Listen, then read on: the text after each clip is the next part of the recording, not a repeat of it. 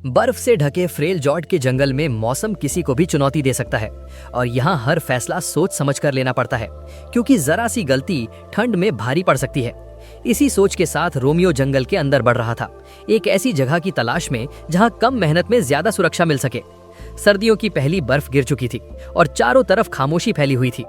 चलते चलते उसकी नजर बड़ी बड़ी चट्टानों के एक ढेर पर पड़ी, जिनमें से एक चट्टान के नीचे खुली जगह साफ दिखाई दे रही थी। ये जगह हवा और बर्फ को रोक सकती थी और शेल्टर बनाने के लिए बिल्कुल सही लग रही थी। रोमियो ने सबसे पहले आसपास पड़े मलबे का इस्तेमाल करके खाली जगह को बंद किया और एक मजबूत दीवार खड़ी की। इसके बाद वो गिरे हुए पेड़ों के तने इकट्ठा करने लगा। जरूरत के हिसाब से लट्ठे काटे, एक सिरा कुल्हाड़ी से तेज किया और उन्हें जमीन में ठोक दिया ताकि पूरा ढांचा वजन सह सके।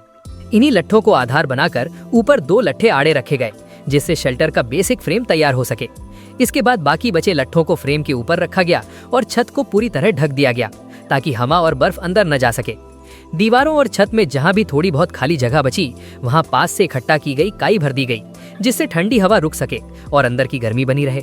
इसके बाद रोमियो ने अपने बैग से प्लास्टिक शीट निकाली और उसे छत और शेल्टर के किनारों पर फैलाकर भांग की रस्सी से कसकर बांध दिया, जिससे बाहर की हवा और बर्फ रुक जाए लेकिन अंदर हल्की रोशनी आती रहे। बाहर से सीलिंग पूरी होने के बाद उसने अंदर घुसने के लिए नीचे की तरफ एक दरवाजा बनाया।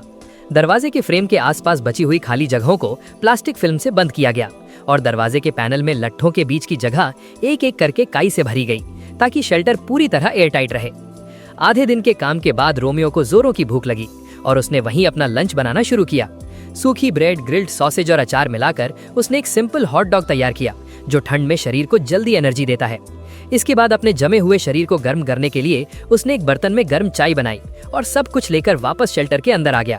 अंदर उसने मॉइस्चर प्रूफ मैट बिछाई, अपने शरीर से नाप कर देखा और लेटते ही समझ गया कि ये बिल्कुल सही साइज की है। बाहर बर्फ और तेजी से गिर रही थी, लेकिन शेल्टर के अंदर माहौल गर्म और आरामदायक बना हुआ था। वो मैट पर बैठकर हॉट डॉग खाता रहा और गर्म चाय पीता रहा और बाहर के खराब मौसम का उस पर कोई असर नहीं पड़ा। खाना पीना खत्म करने के बाद उसने आसपास एक बार नजर दौड़ाई, फिर अंदर लेट गया और इस तरह उसका मेहनत भरा लेकिन संतोषजनक दिन शांति से खत्म हुआ।